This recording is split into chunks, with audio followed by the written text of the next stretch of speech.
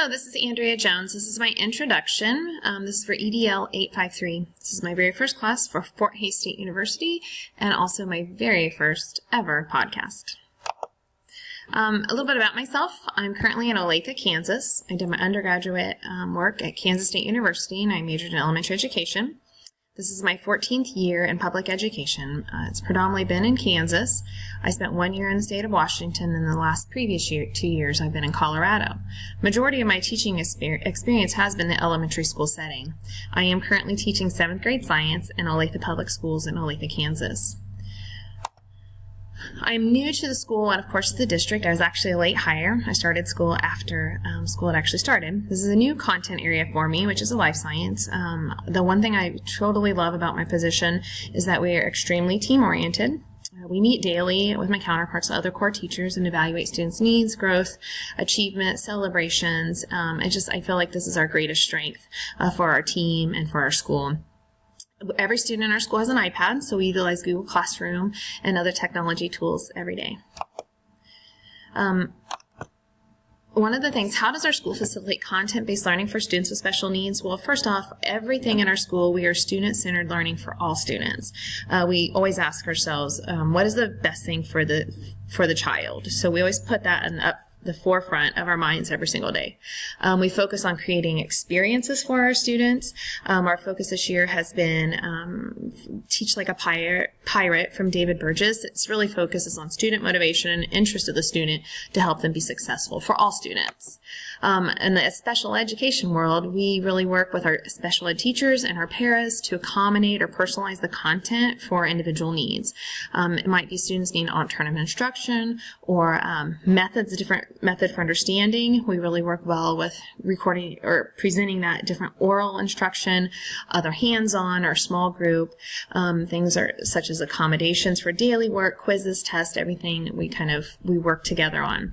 At the other side, we also work for our student for enrichment. We have open-ended thinking, really trying to enable our students to go deeper and think at that higher level of complexity. We work on alternative classes, so advanced math classes and other things, and then also enrichment projects to help advance kids for what they've already mastered. Things for myself, so as a critique for myself, area of growth, really kind of thinking about it is one of the things I need to improve on is giving that immediate feedback to any of our students with special needs versus relying on our special ed teacher or a para and really kind of using that verbiage, that encouragement they need as they go. Breaking down big projects and assignments into smaller chunks, creating extension activities actually for our higher level learners. That's something that I'm striving to do more on. Being mindful of questioning strategies and reaching all the learners on their level. And being active as a late starter, I feel like I've missed the boat on kind of being active in team building and staff development and such. Personal reflection, something I do really well on, is I try to incorporate hands-on learning every single day, especially in science. Kids learn best when they're doing. We do a lot of cooperative learning. I try to use grouping strategies. Most common, if I have a group of 4, we'll have a high-level learner, a low-level learner, and then try to group with 2 medium in the middle learners to kind of, they can ping pong off each other. Presenting information through different learning styles. Always try to give hard copy of notes or like guided notes.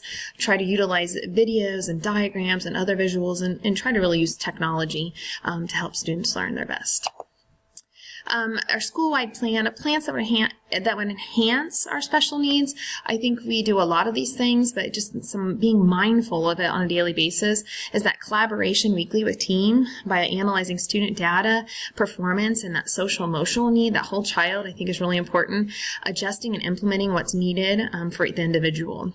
And again, that mindfulness and looking at their learning plan, going off of their IEP, what are we doing to help them be successful, and documenting it, what's working, what's not working. And I think the biggest thing in any environment is the communication. It's key for all members that we're all on the same page, the core teacher, SPED, administration, any specialist, counselors, etc. Other things that we really do is utilize, I think it is important to utilize our resources. We do this right now, and I think it's so key. Once a week, we set up a time, bring one of our team meetings, we invite the counselor, administration, or social worker to help use their their expertise when we are discussing our students and how can we help them, and what are some other areas that they might be able to enlighten us on and to move forward to help our students. Allowing team time to implement these practices, I think that is important. If it starts with administration and setting up that time and making it a priority, then it'll be a priority. Establish the expectation for all staff. I think that's where it needs to start. Here's where we're at. Here's when you're meeting. This is your focus. This is your agenda, and this is your outcome should be. And providing training for new teachers, especially coming in as a new building, not knowing what's expected. What does it look like? What are things that as a classroom teacher is my expectation to make sure I'm following school protocol, district protocol, and doing what is necessary. And the other thing is we use MTSS. I've been a lot of different buildings and everyone does it different. Making sure that we're all on the same page and the expectations there.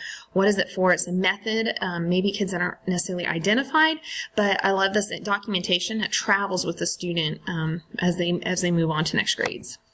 And funding. I'm not a SPED teacher, but I feel like that is one thing. I feel like our SPED teachers are pulled in so many different directions, and I feel like their workload is sometimes a lot. And in the past, we've really countered that with added pair support.